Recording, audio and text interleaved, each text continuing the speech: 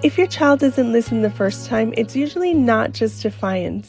Sometimes it's their brain, sometimes it's too many words, and sometimes it's learned patterns. In this episode, I'll help you identify which one is happening so you can respond with clarity instead of frustration and stop repeating yourself. Welcome back to Little Feet Big Guidance. This is a space for parents who are trying, not performing. Parents who want to raise emotionally secure, spiritually grounded children with intention, not fear, with guidance, not control.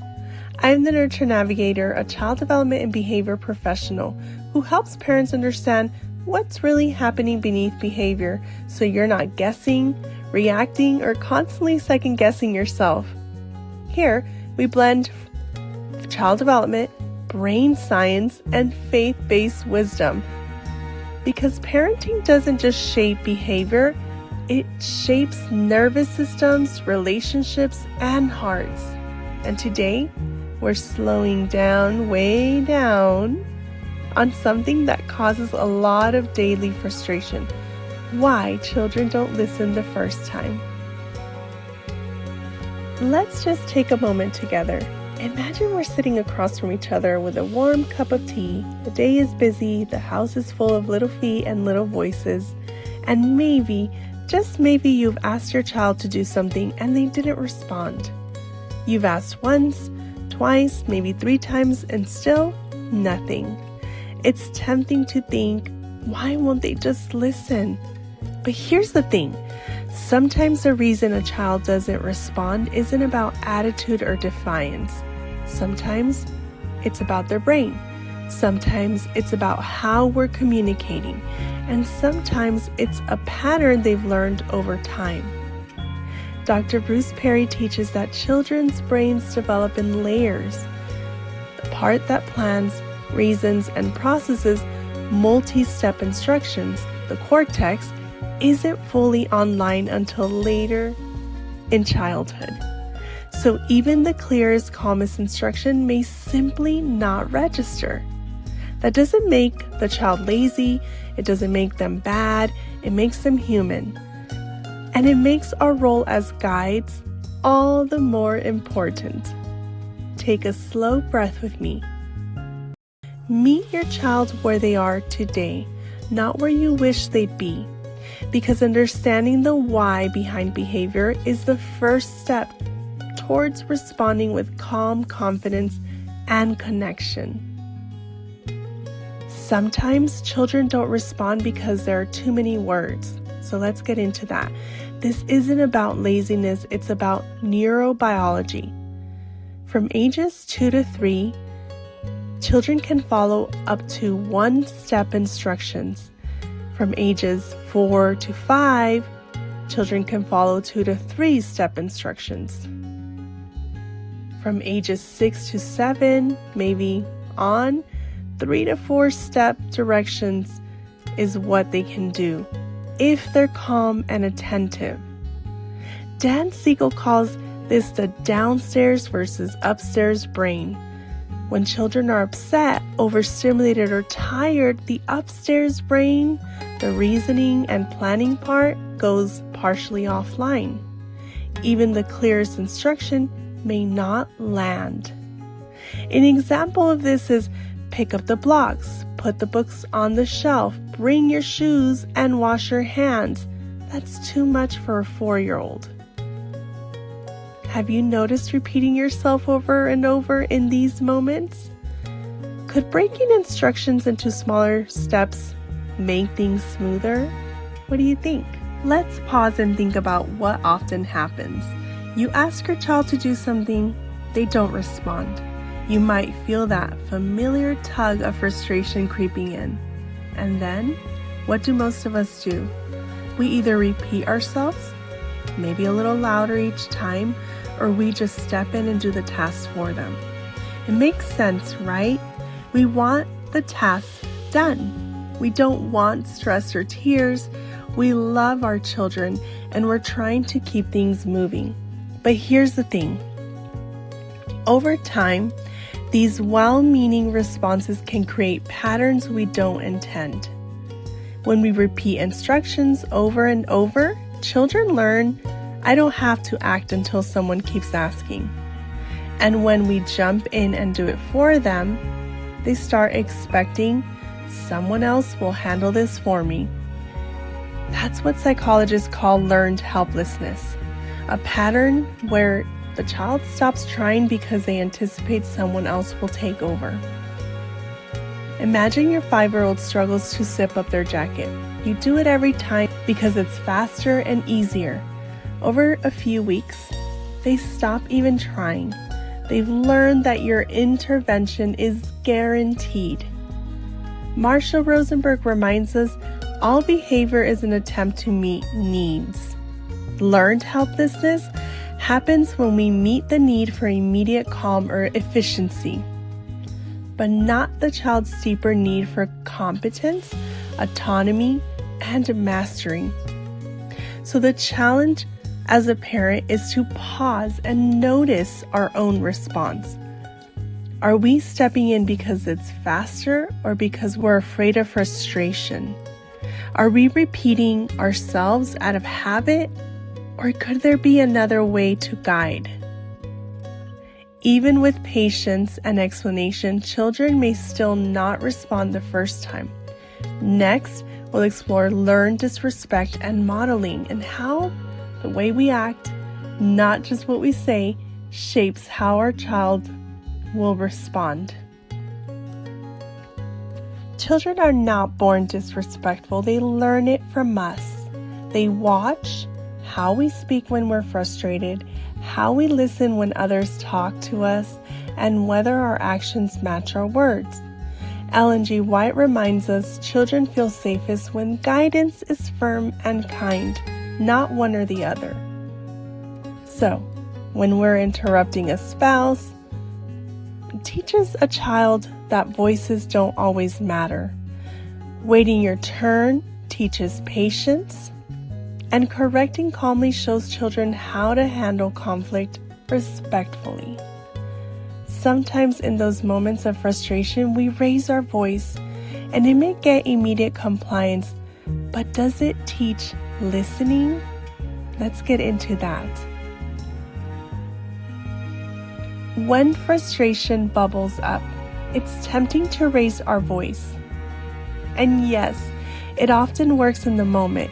The child jumps up, follows the instruction, and relief washes over us. But let's pause and think about what's really happening. Dr. Bruce Perry explains that when children are stressed, their reasoning brain temporarily shuts down. So that quick compliance, it's survival mode, not listening. When you shout, "Pick up your toys now!" your child runs, grabs the blocks, success, for the next minute. But they haven't learned how to listen and regulate themselves. Scripture reminds us, harshness provokes, but gentleness draws. So if yelling only produces short-term compliance, how can we build lasting listening? The answer lies in calm, predictable follow-through. Follow-through is really about showing up consistently, not about punishing or winning. Imagine this. You say, "Time to put away the toys."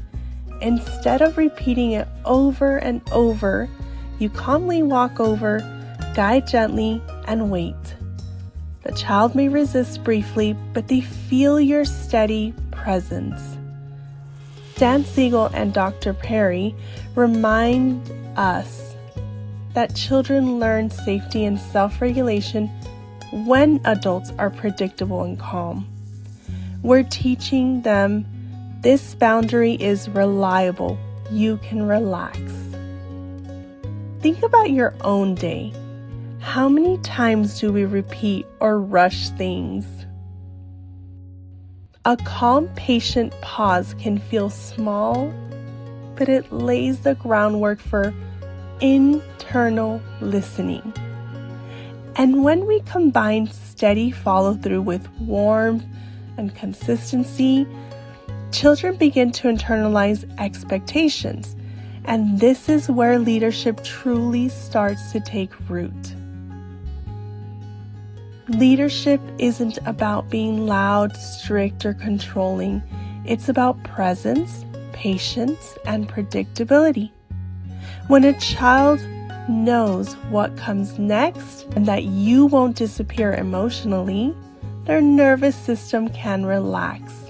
They start to self-regulate naturally, rather than waiting for someone to nag or intervene. Remember that morning when you calmly guided your child through getting dressed? Even if there was fussing at first, notice how the rest of the morning flowed smoother. That's leadership in action. Quiet, consistent, reassuring. Dan Siegel calls this integration. Repeated calm experiences that wire the brain for listening, learning, and self-regulation. But none of this works if we're reactive. Before children can internalize guidance, we must regulate our own nervous system first. Don't forget. Children feel our energy before they hear our words. That includes your tone, your posture, your breathing, your facial expression. All of these communicate safety or stress, often before a single word is spoken. So the next time you speak to your child, place your hand on your heart.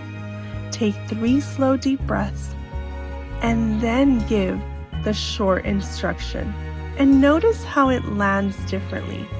Even 10 seconds of calm changes how a child responds, and your own nervous system will follow.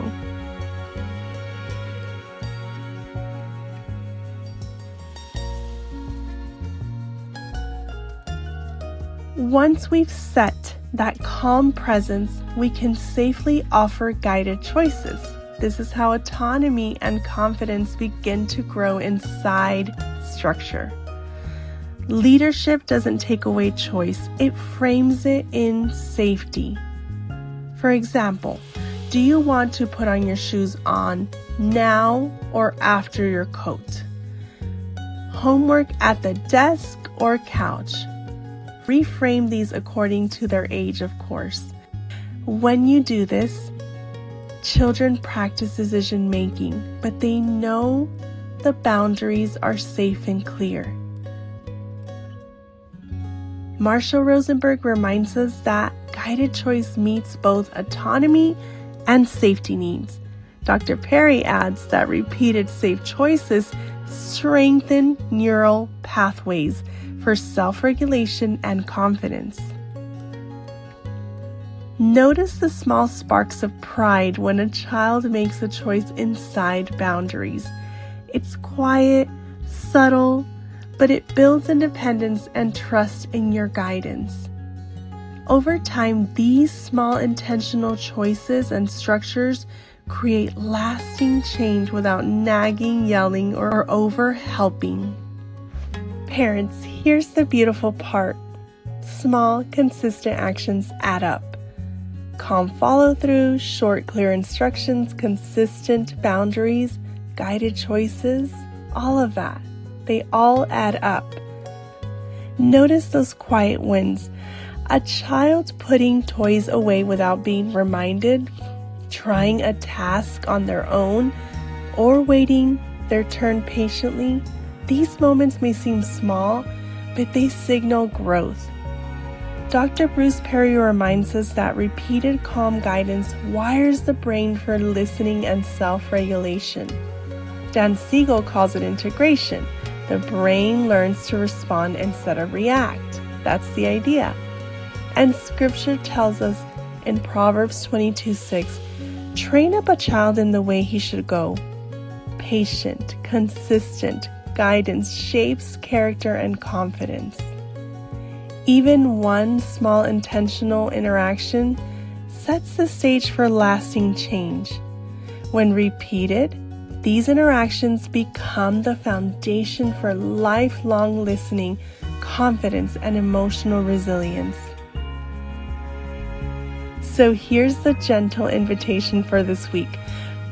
Challenge of the week. Woo! Pick one routine or instruction to focus on. Use short, clear words, just enough for your child to process. Pause and breathe before giving instructions. Hold the boundary calmly without repeating endlessly. And offer one guided choice whenever possible. At the end of each day, notice both your response and your child's. Celebrate small wins, no matter how quiet they matter. They really, really matter. Remember Marshall Rosenberg's wisdom. We are meeting needs, not simply enforcing rules. And Dr. Perry reminds us, every calm, steady interaction builds the child's internal regulation. Remember Marshall Rosenberg's wisdom. We are meeting needs, not simply enforcing rules. And Dr. Perry reminding us that every calm, steady interaction builds the child's internal regulation. Even one intentional moment today can change tomorrow. Thank you for taking this quiet moment with me today. Parenting can feel overwhelming, even when we love our children deeply. The mess, the noise, the repeated instructions, it can weigh on us. But just by being here, by pausing with me, you're showing up. And that matters more than perfection ever could. Subscribing to this channel keeps you connected to future episodes. It means you'll continue to receive practical guidance, encouragement, and little reminders to parent with calm, confidence, and love, one step at a time. And joining the Nurture Parent Challenge is like having a quiet place to practice parenting together, a place where you can experiment with calm leadership, guided choices, and steady boundaries, without judgment, without pressure, without fear of doing it wrong. It's hands-on practice and supportive. You'll see changes in your child and in yourself as you practice these small, consistent steps. Remember, you are not behind. You are not doing damage. You are learning. You are growing. You are exactly the parent your child needs. And every little footstep you take today makes a difference in their confidence, security, and joy. So take a deep breath. Be gentle with yourself. And know that each day is an opportunity to guide with love, clarity, and courage. I can't wait to see you in the next episode, and I hope you'll join the Nurtured Parent Challenge to continue this journey together. Until then, keep taking those little steps and celebrate the small victories. They add up to a lifetime of growth.